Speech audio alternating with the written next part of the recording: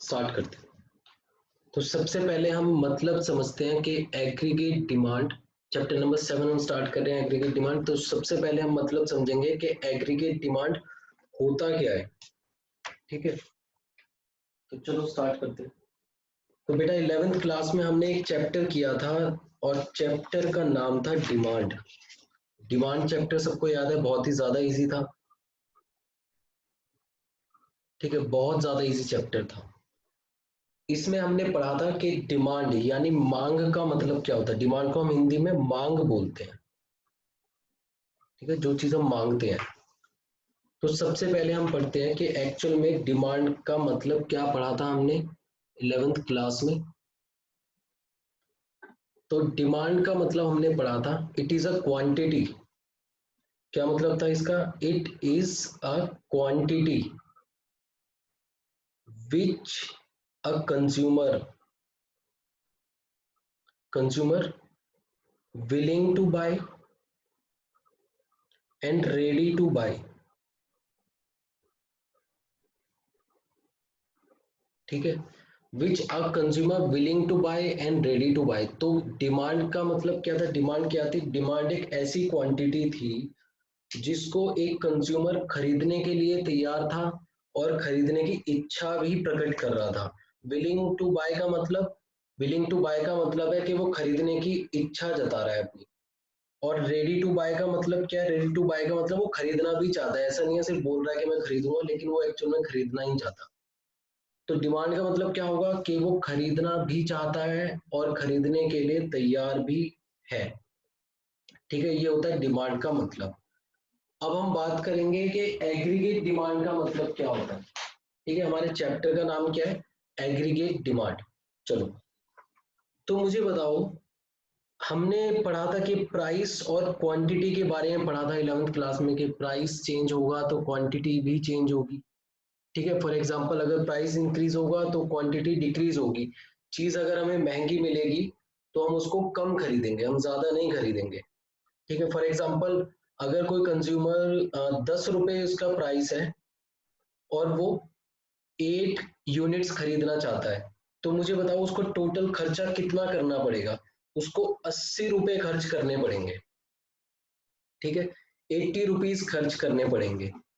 तो बेटा ये जो 80 रुपीज है, ये क्या हो जाएगा? ये हमारी एग्रीगेट डिमांड हो जाएगी। ठीक है, तो डिमांड और एग्रीगेट डिमांड में क्या डिफरेंस है? डिमांड होती है क्वांटिटी में, यानी 8 यूनिट्स हमारी डिमांड है और इस क्वांटिटी को कंज्यूम करने के लिए या फिर परचेज करने के लिए हमें जो खर्चा करना पड़ेगा वो कितना करना पड़ेगा? 80 रुपए। तो वो हो जाएगी हमारी एग्रीगेट डिमांड। ठीक है, तो एग्रीगेट डिमांड का मतलब क्या है? एग्रीगेट डिमांड की हमने दोनों डेफिनेशन पढ़ी थी, बिल्कुल सिंपल वाली। पहली थी, it refers to the total value of final goods and services which all the sectors are planning to buy at given level of income। यानी जो गुड्स एंड सर्विसेज खरीदना चाहते हैं उनकी वैल्यू को हमने एग्रीगेट डिमांड बोला। ठीक है, फिर सेकंड डेफिनेशन में हमने पढ़ा था, it is a total planned expenditure on the consumption of final goods and services. ठीक है, तो ये डेफिनेशन थोड़ी ज्यादा इजी लगती है कि हम जो भी गुड्स एंड सर्विसेज पे खर्चा करने को तैयार है उस खर्चे को क्या कहेंगे? हम एग्रीगेट डिमांड कहेंगे। इस चीज में, इस डेफिनेशन में जो एक स्पेशल पॉइंट हमें याद रखना कि ये प्लान्ड एक्सपेंडिचर है। प्लान्ड एक्सपेंडिचर का मतलब अभी खर्चा हुआ नहीं है, खर्चा करने के लिए तैयार है। ठीक है, तो अभी प्लानिंग चल रही है, अभी एक्चुअल एक्सपेंडिचर हुआ नहीं है। ठीक है, तो एग्रीगेट डिमांड फिर हमने एग्जांपल पढ़ा था कि अगर हम 5 प्राइस है और क्वांटिटी 6 है तो 30 रुपए खर्च करने पड़ेंगे। 30 रुपए हमारी एग्रीगेट डिमांड हो जाएगी। और अगर प्राइस 6 है तो हम 4 क्वांटिटी परचेज करेंगे तो 24 रुपए खर्च करने पड़ेंगे। तो इस केस में 24 रुपए हमारी एग्रीगेट डिमांड हो जाएगी। तो कहने का मतलब यही है कि यूनिट्स जो हम परचेज करना चाहते हैं और परचेज करने के लिए तैयार हैं उन यूनिट्स को हम डिमांड कहेंगे।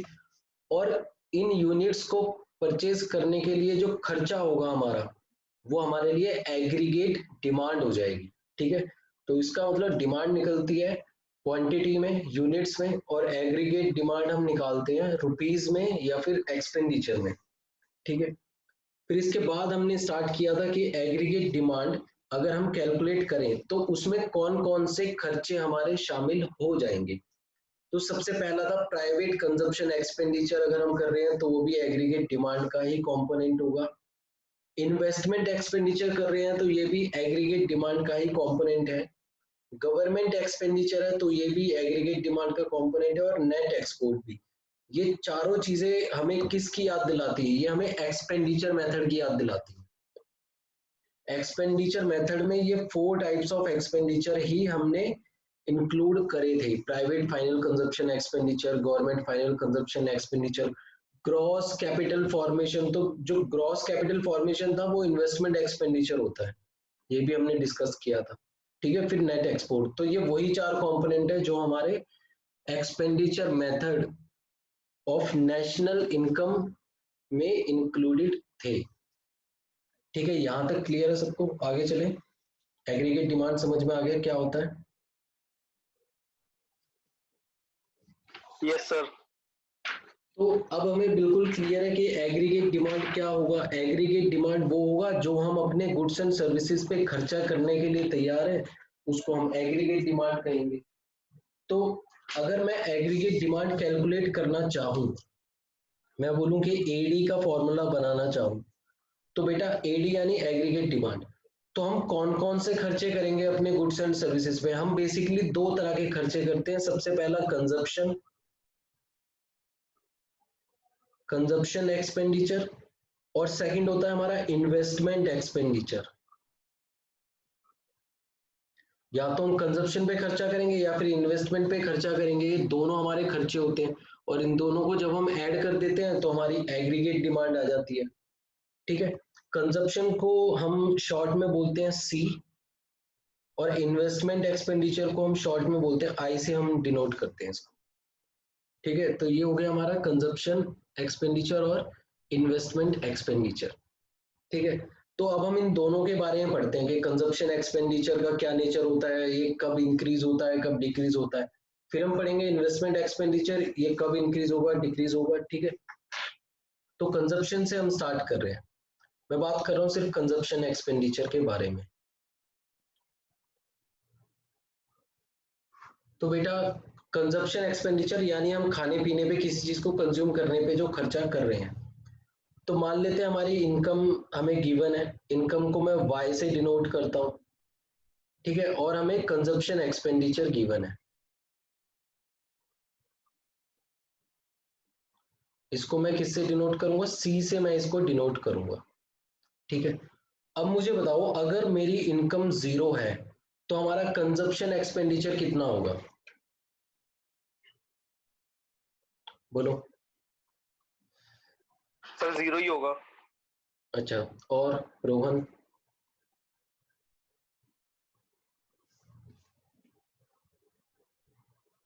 आंसर करो रोहन, भानु।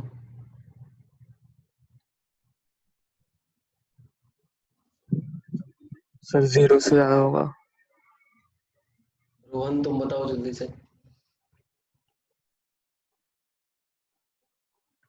सर मुझे आपकी आवाज क्लियर नहीं आ रही थी। वॉइस क्लियर नहीं आ रही तुम्हें?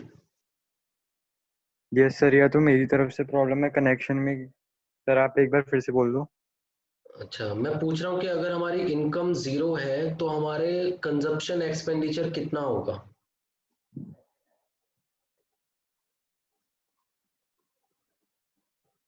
सर 0 ही होगा। अच्छा, अब मैं इसमें एक चीज पूछूंगा सार्थक और रोहन से।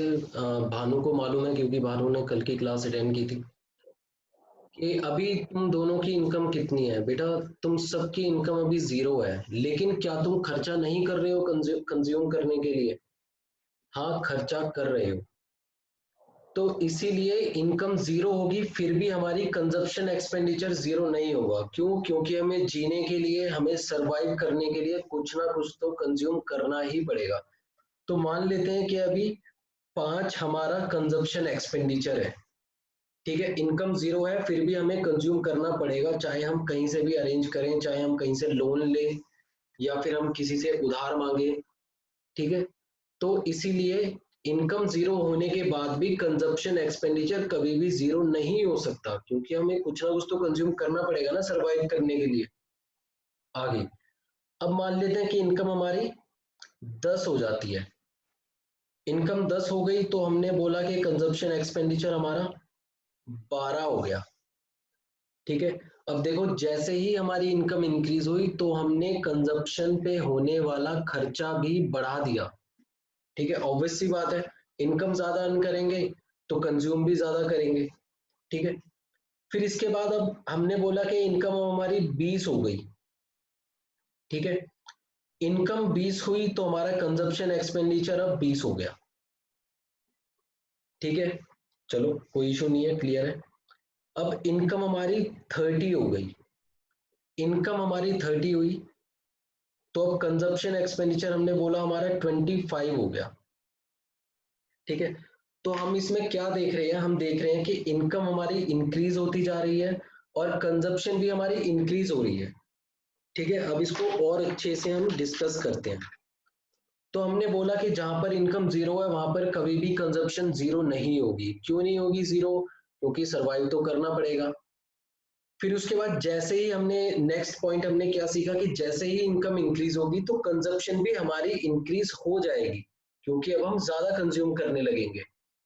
फिर इसके बाद एक पॉइंट ऐसा आएगा जहां पर हमारी इनकम और कंजप्शन इक्वल हो जाएगी। ठीक है, यानी जितना कमा रहे हैं उतना ही खर्च कर रहे हैं, उससे ना ही ज्यादा ना ही उससे कम।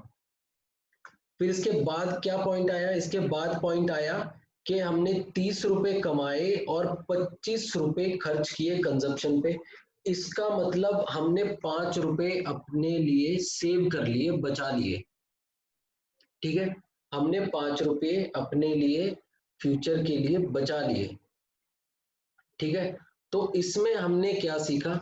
इसमें हमने सीखा कि जो कंजप्शन हमारी जीरो इनकम पे भी आ रही है, हम जो खर्च कर रहे हैं उसको हम क्या कहेंगे? उसको हम कहेंगे ऑटोनॉमस कंजप्शन।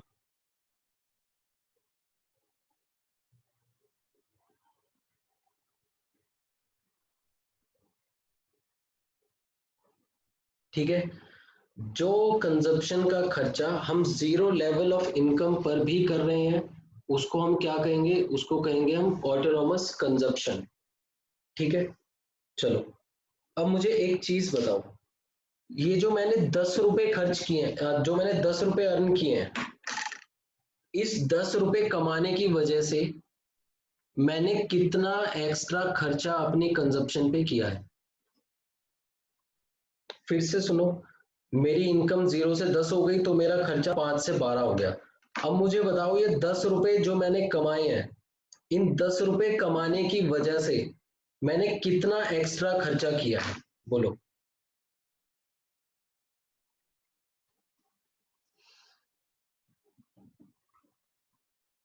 आंसर करो। एक बार और बताना फिर से। मैं ये बोल रहा हूँ कि जैसे जैसे मेरी इनकम इंक्रीज हो रही है तो मैं अपना खर्चा भी इंक्रीज कर रहा हूँ।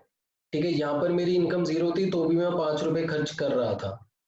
अब मेरी इनकम 10 रुपए हो गई तो मेरी इनकम इंक्रीज हुई 10 रुपए से।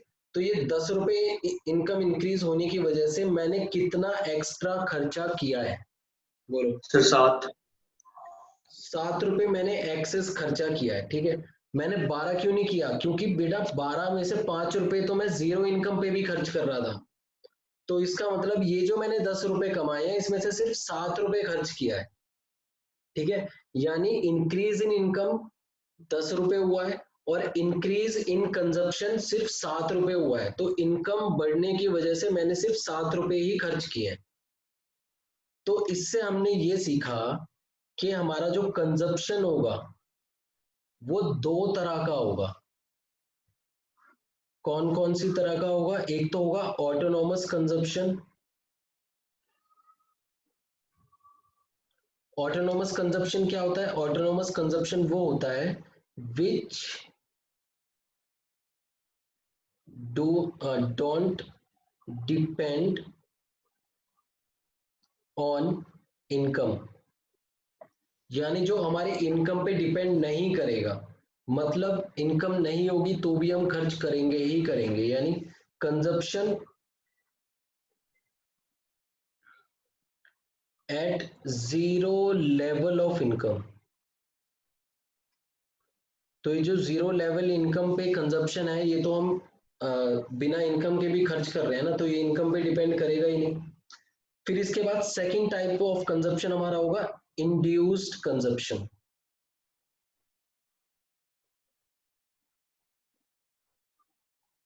इंड्यूस्ड कंजप्शन का मतलब वो कंजप्शन जो हम इनकम की वजह से कर रहे हैं, ठीक है, यानी विच डिपेंड्स ऑन इनकम, यानी वो पार्ट ऑफ कंजप्शन जो इनकम बढ़ने पे बढ़ेगा, इनकम कम होने पे कम हो जाएगा, ठीक है, जो डायरेक्टली हमारा इनकम पे डिपेंड करता है, उसको हम क्या बोलेंगे, उसको हम बोलेंगे इंड्यूस्ड कंजप्शन।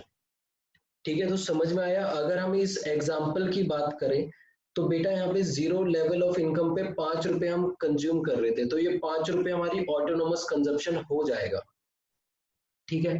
फिर इसके बाद सेकंड लेवल पे हमने क्या किया, सेकंड लेवल पे इनकम 10 हो गई तो कंजप्शन 12 है। इस 12 में से 5 रुपए तो हम पहले भी खर्च कर रहे थे, तो हमने अभी नया कितना खर्चा किया, हमने सिर्फ 7 रुपए नया खर्चा किया, तो ये जो 7 रुपए है ये क्या हो जाएगा, हमारा इंड्यूस्ड कंजप्शन हो जाएगा। इंड्यूस्ड कंजप्शन का मतलब जो इनकम में चेंज होने की वजह से चेंज हुआ, ठीक है। तो सबको समझ में आया कि कंजप्शन दो तरह की है, first is autonomous consumption and the second one is induced consumption. Clear है सबको?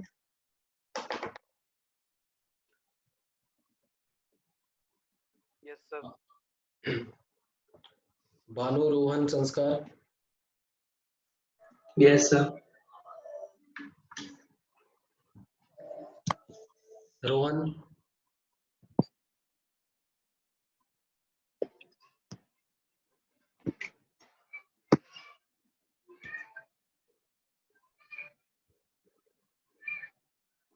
भानु तुम्हें क्लियर है?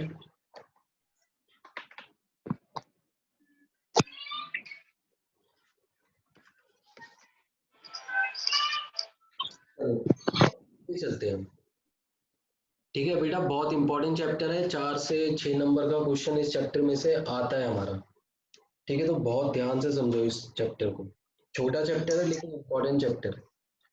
तो हमने क्या सीखा, हमने बोला था कि एडी का फॉर्मूला क्या होगा, एडी का फॉर्मूला होगा consumption expenditure plus investment expenditure, और कंजप्शन एक्सपेंडिचर हमारे दो टाइप के होंगे, पहला होगा ऑटोनोमस, सेकंड होगा इंड्यूस्ड कंजप्शन।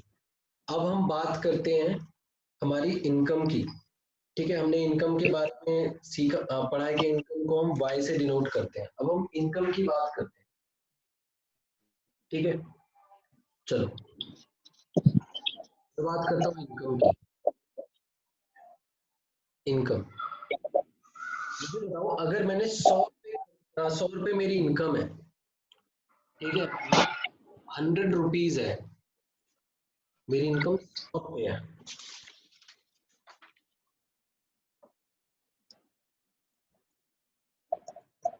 इस 100 रुपये में से मैं इन 100 रुपये को क्या करूंगा, बोलो। मेरी इनकम 100 रुपये है, मैं क्या करूंगा इस 100 रुपये का, तो सबसे पहला तो मैं कुछ तो कंज्यूम कर लूंगा, क्या करूंगा, कुछ तो कंज्यूम कर लूंगा, ठीक है। फॉर एग्जाम्पल मैंने बोला कि चलो 70 रुपये मैंने कंज्यूम कर लिए, बाकी को मैं सेव, ठीक है, तो 30 रुपये मैंने सेव कर लिए। तो इसका मतलब इनकम का मैं बस दो ही जगह यूटिलाइज करूंगा, पहला या तो मैं कंज्यूम करूंगा और फिर उसमें से कुछ फ्यूचर के लिए बचा लूंगा, सेव कर लूंगा, मेरी सेविंग्स हो जाएंगी। तो अगर मैं इनकम की बात करूं तो क्या मैं इनकम को ये लिख सकता हूँ y equals to C plus, यानी कंजप्शन और अपनी सेविंग को मैं प्लस करूंगा तो मैं इनकम पर पहुंच जाऊंगा, ठीक है। y equals to C plus S लिख सकता हूँ क्या मैं इसको?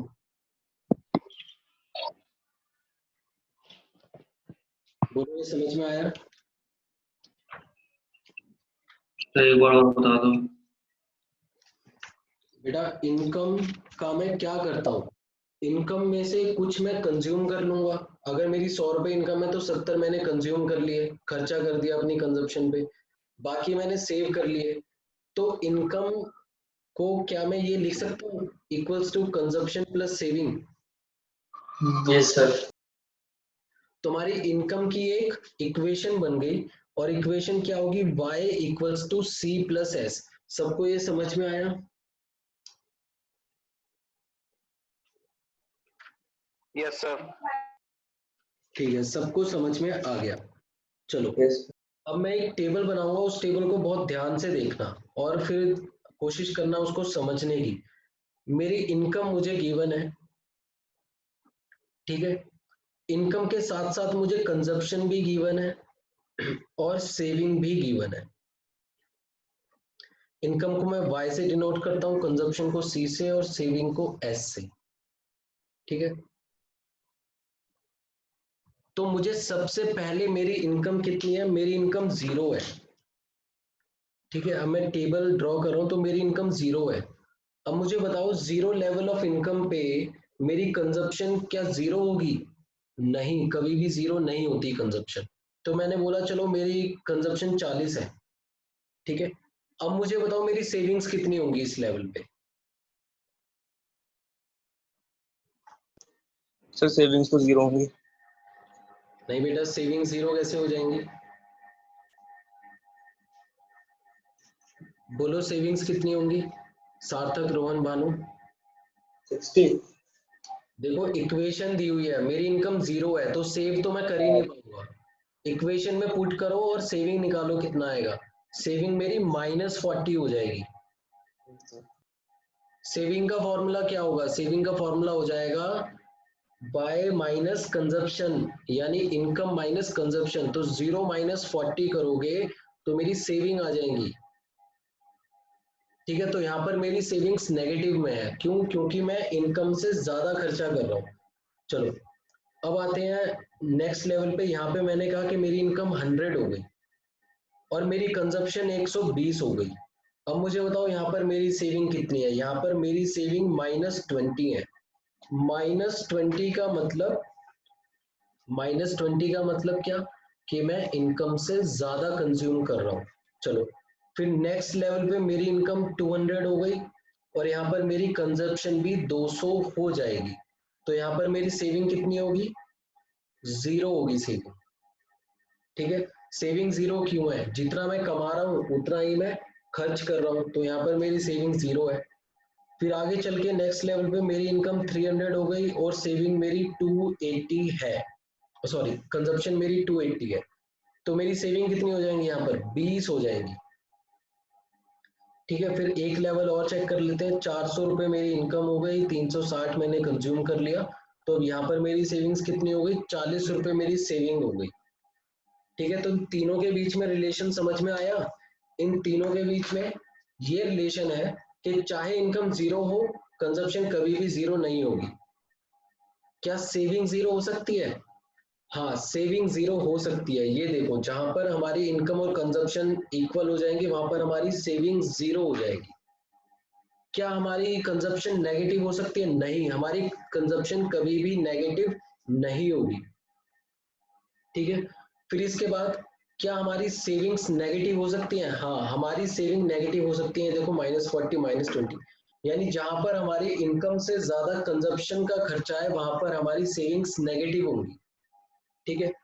तो हमने क्या देखा कि पहली फर्स्ट इनिशियल स्टेज में हमारी कंजप्शन ज्यादा रहेगी इनकम से, फिर उसके बाद इक्वल हो जाएगी और फिर हम कुछ सेव करना स्टार्ट कर देंगे।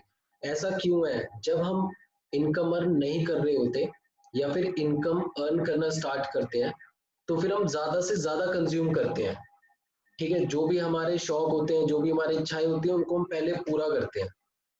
फिर उसके बाद हमें ध्यान आता है कि हमें सेविंग भी करनी चाहिए और उसके बाद हम सेव करना स्टार्ट कर देते हैं। इसलिए इन तीनों की जो स्टेजेस हैं वो इस तरह चलती हैं। तो ये पॉइंट सबको क्लियर है? Yes sir. और बोलो, बाकी भी आंसर करो जल्दी से, फिर आगे चलते हैं। Yes sir. Bhanu Rohan answer करो बेटा दोनों जल्दी।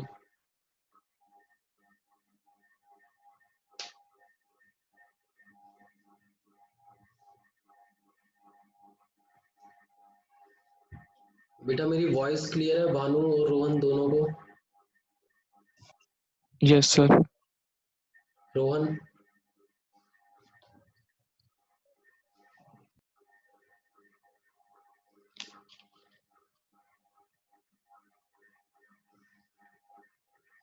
चलो अब हम आगे चलते हैं, मुझे लग रहा है रोहन को वॉइस क्लियर नहीं होगी।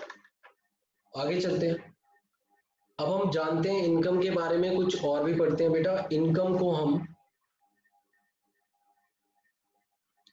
एएस भी बोलते हैं। एएस का मतलब एग्रीगेट सप्लाई।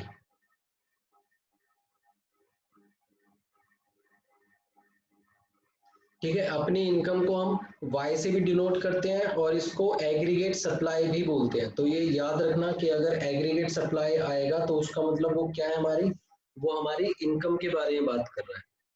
ठीक है, इनकम हमेशा एग्रीगेट सप्लाई के इक्वल ही होगी।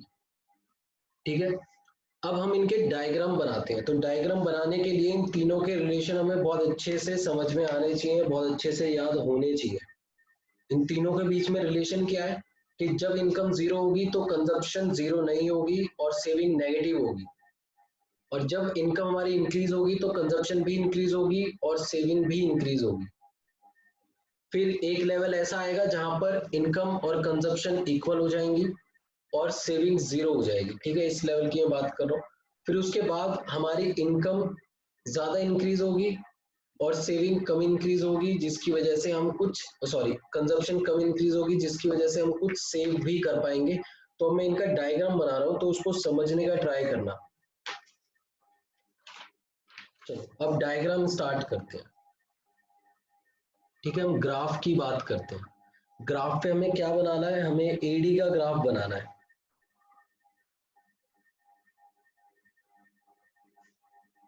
तो y एक्सिस पे हम क्या दिखाएंगे, y एक्सिस पर हम इनकम को डिनोट करेंगे। इनकम को हम एएस भी बोलते हैं और y भी बोलते हैं। ठीक है, फिर x एक्सिस पे हम y एक्सिस पे हम क्या डिनोट करेंगे, y एक्सिस पे हम एडी को डिनोट करेंगे। एडी क्या होता है, C प्लस आई। ठीक है, यानी कंजप्शन को हम रिप्रेजेंट करेंगे y एक्सिस पे। चलो तो बेटा जब भी हम इस तरह का ग्राफ बनाते हैं तो हमें लाइन ऑफ रेफरेंस भी बनानी होती है। ठीक है, हमें लाइन ऑफ रेफरेंस भी बनानी होती है। Line of reference, line of reference, जहां पर लाइन ऑफ रेफरेंस क्या होता है, इसका मतलब होता है कि AS equals to C plus I. ठीक है, AS equals to C plus I, इसको बोलते हैं लाइन ऑफ रेफरेंस, यानी जितना कमाया उतना ही खर्च कर दिया। ठीक है, तो इसको बोलते हैं लाइन ऑफ रेफरेंस। और ये लाइन ऑफ रेफरेंस हमेशा 45 डिग्री पर जाती है और इसको हम क्या बोलते हैं, AS equals to C plus I. ये हमेशा 45 डिग्री पर बनती है। ये रिप्रेजेंट करती है कि अगर हमने जितना अर्न किया उतना ही खर्च कर दिया तो ये हमारा ग्राफ जाएगा। ये लाइन क्या दिखा रही है कि इस लाइन पर, इस पॉइंट पर हमारा जो सेविंग होगा वो हमेशा जीरो ही होगा, क्योंकि हम पूरा कमाया हुआ खर्च कर रहे हैं। ठीक है, चलो अब हम बनाते हैं एडी यानी सी प्लस आई, कंजप्शन की हम बात करते हैं। तो जब हम कंजप्शन का ग्राफ बनाएंगे तो देखो कंजप्शन कभी भी हमारी जीरो से स्टार्ट नहीं होगी। क्यों, क्योंकि कंजप्शन कभी जीरो होती ही नहीं है ड्यू टू ऑटोनोमस कंजप्शन। तो इसलिए कंजप्शन कभी भी जीरो नहीं होगी। चलो तो हमने ग्राफ बनाया, हमने बोला कंजप्शन यहाँ से स्टार्ट हुई और यहाँ पर आकर खत्म हो जाएगी, इसको हमने बोला सी कंजप्शन। ठीक है, तो कंजप्शन हमारी जीरो से स्टार्ट नहीं होगी। क्यों नहीं होगी कंजप्शन जीरो से स्टार्ट, क्योंकि इसमें ऑटोनोमस कंजप्शन भी शामिल है और एक पॉइंट पर आकर हमारी इनकम और कंजप्शन दोनों इक्वल हो जाएगी। इस पॉइंट पर आकर हमारी इनकम और कंजप्शन दोनों इक्वल हो गई है। ठीक है, ये ग्राफ सबको क्लियर है? हमने जो रिलेशनशिप सीखा है बस उसी को हमने ग्राफ पे प्लॉट कर दिया। सबको क्लियर है ग्राफ या फिर से बताऊं? सर फिर से बताओ एक बार। चलो फिर से बता देता हूँ। हमने y एक्सिस पे x एक्सिस पे हमने इनकम को रिप्रेजेंट किया है और y एक्सिस पे हमने अपनी एग्रीगेट डिमांड यानी खर्चे को रिप्रेजेंट किया है। तो जो इनकम का ग्राफ है वो बिल्कुल 45 डिग्री पर जाएगा, इसको हम लाइन ऑफ रेफरेंस भी बोलते हैं। ठीक है, और कंजप्शन का ग्राफ कभी भी जीरो से स्टार्ट नहीं होगा।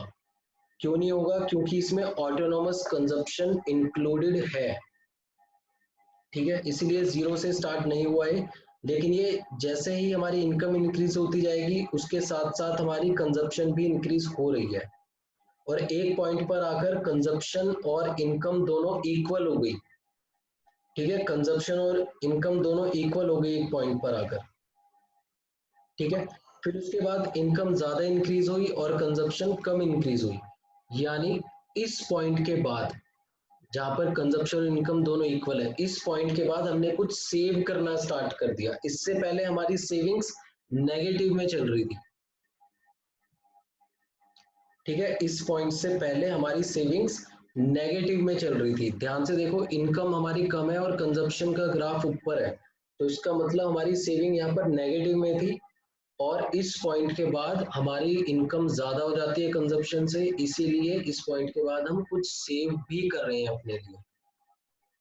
अब क्लियर है? यस सर क्लियर है। सार्थक, रोहन, भानु? Yes sir. ठीक है, तो इस पॉइंट पे चलो अब कुछ बात करते हैं।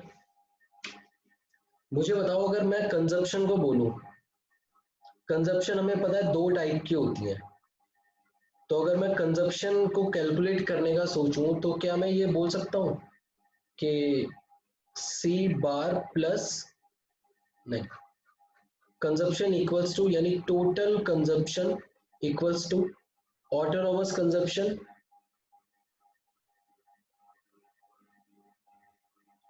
Plus induced consumption.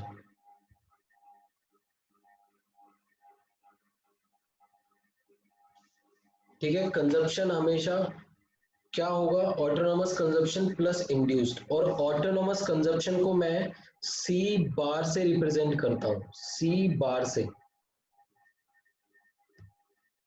ठीक है, तो इसको हमेशा याद रखना कि ऑटोनोमस कंजप्शन को हम सी बार से रिप्रेजेंट करते हैं। ऑटोनोमस कंजप्शन क्या होती है? जो हमारी इनकम पे डिपेंड नहीं करेगी, यानी इनकम हमारी जीरो होगी तो भी ये कुछ ना कुछ होगा। और इंड्यूस कंजप्शन हमेशा हम तभी कर पाएंगे जब हमारी इनकम इंक्रीज होगी। अगर हमारी इनकम ही जीरो है तो इंड्यूस कंजप्शन भी जीरो होगी, लेकिन ऑटोनोमस कंजप्शन कभी भी जीरो नहीं होती है। ठीक है, तो ये था हमारा एग्रीगेट डिमांड और एग्रीगेट डिमांड का ग्राफ। ठीक है, अब इस ग्राफ के ऊपर हमने कंजप्शन को भी शो कर दिया और हमने इनकम को भी शो कर दिया, लेकिन हमने सेविंग को शो नहीं किया। ठीक है, हमने अभी तक सेविंग को रिप्रेजेंट नहीं किया। तो अब हम क्या करेंगे? अब हम अपना सेविंग का ग्राफ बनाएंगे। ठीक है, अब हम इनकम, सेविंग और कंजप्शन, इन तीनों का ग्राफ बनाएंगे। चलो इसको और देखते हैं, हमारा लास्ट टॉपिक रहेगा आज का। तो ये हमारा y एक्सिस है और ये हमारा x एक्सिस है। यहाँ पर हम इनकम को शो करेंगे यानी y को। ठीक है, यहाँ पर हम कंजप्शन को शो करेंगे, ये हमारी इनकम हो जाएगी।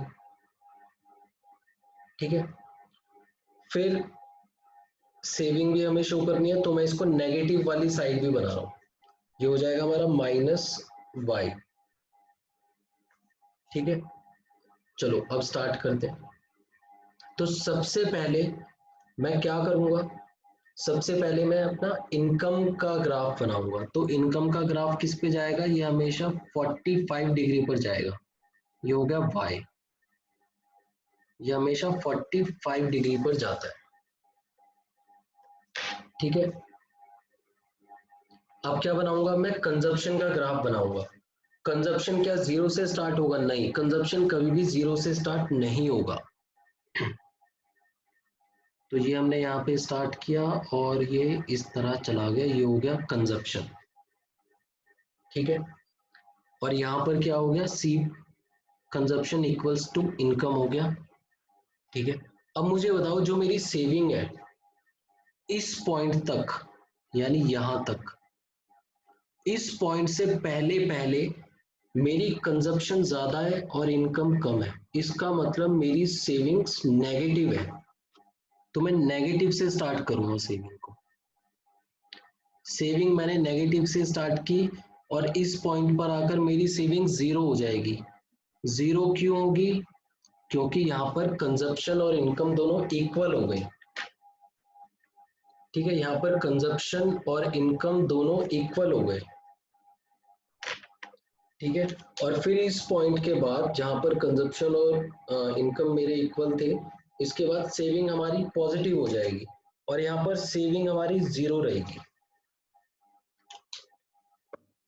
बोलो, ये ग्राफ समझ में आया सबको?